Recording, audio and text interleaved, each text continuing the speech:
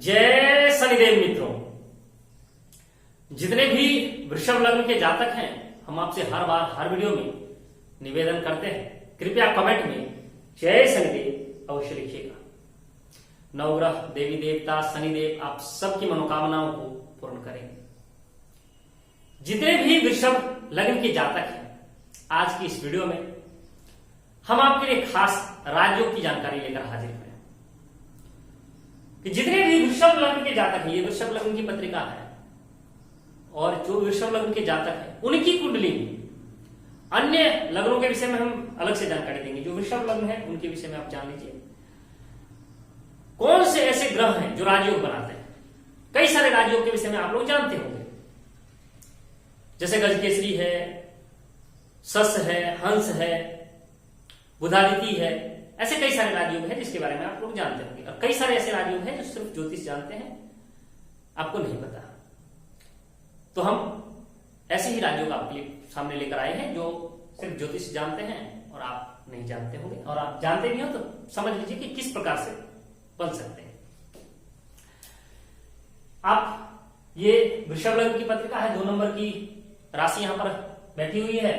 ये 3 नंबर है, बुध की जो राशि है वो है, ये मिथुन राशि है, कर्क राशि है, ये सिंह राशि, ये कन्या राशि, ये तुला राशि, वृश्चिक, धनु, मकर, कुंभ, मीन, मेष, सबके 12 भाव हैं, 12 राशियां हैं। हर राशि के स्वामित्व तो किसी न किसी ग्रह को प्राप्त है, ये सब आप जानते हो, क्योंकि जब हमें कंसल्टेंसी के लिए आप फोन करते हैं या कई लोग हमें फोन करते हैं तो हमने ये जाना, ये समझा, ये परखा कि उनको कुछ ना कुछ ज्योतिष तो आती है। तो हमने विचार किया कि आपको वीडियो के माध्यम से ही कुछ जानकारी दी जाए, क्योंकि बहुत लोग पैसे नहीं खर्च करना चाहते हैं। हमारी छोटी सी दक्षिणा फीस है, चुकाकर आप अपनी कुंडली का विश्लेषण करवाना चाहे तो करवा सकते हैं, लेकिन बहुत लोग सिर्फ राजयोग से भी समझ जाते हैं कि अभी इस ग्रह का राजयोग है तो चलिए मेरे लिए अच्छा है और ये ग्रह मेरे लिए अच्छे हैं।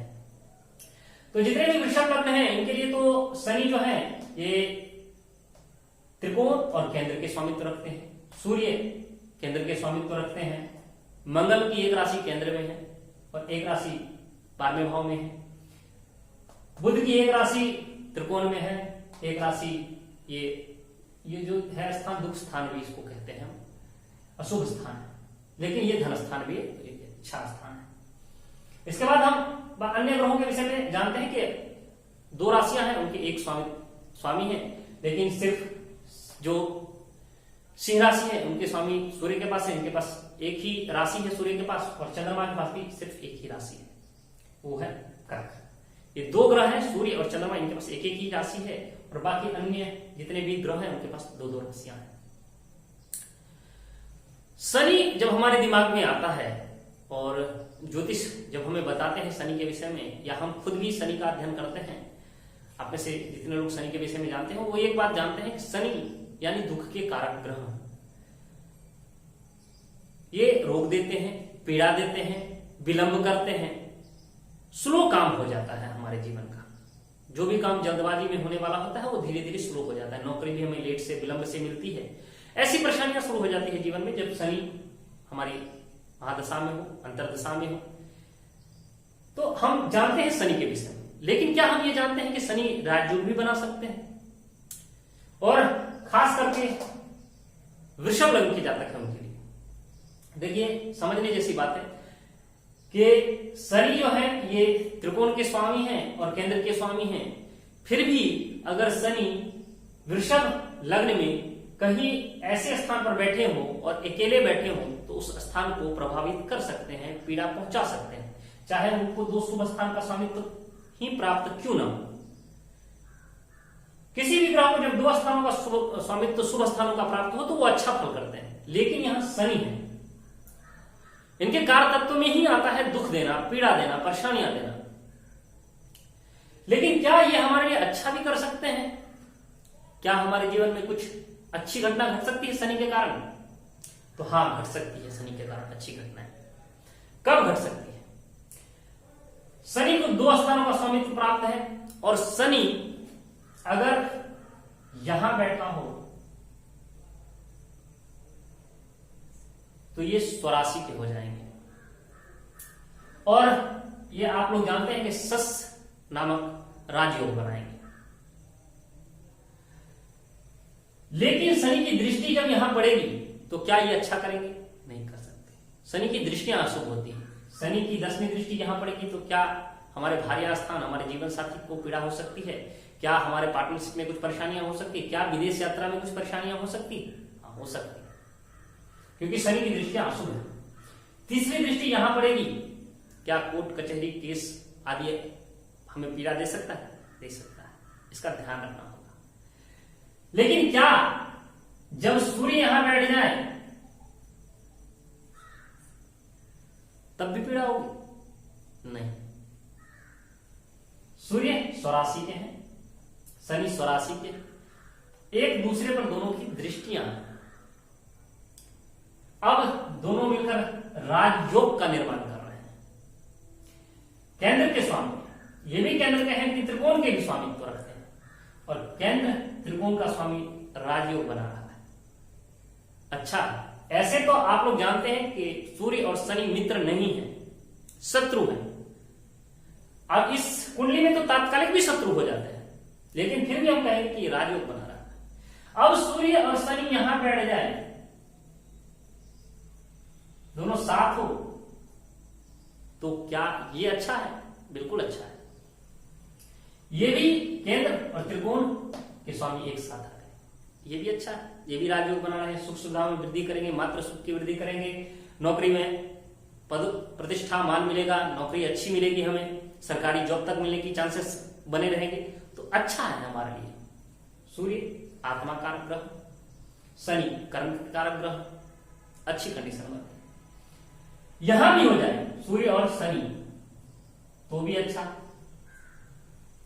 और दोनों परिवर्तन कर ले, सूर्य यहां आ जाए और शनि यहां आ जाए तो भी अच्छा।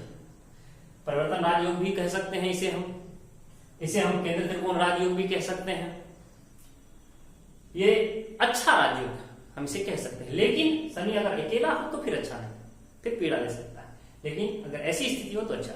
और साथ में अगर बुध भी स्थित हो जाए, बुध स्थित हो जाए, तीन ग्रह एक साथ हो जाए, सूर्य बुध और शनि, चाहे इसमें हो इसमें हो इसमें साथ में स्थित हो। अब यहां स्थित हो के सूर्य अगर यहां स्थित हो तो फिर अच्छा नहीं,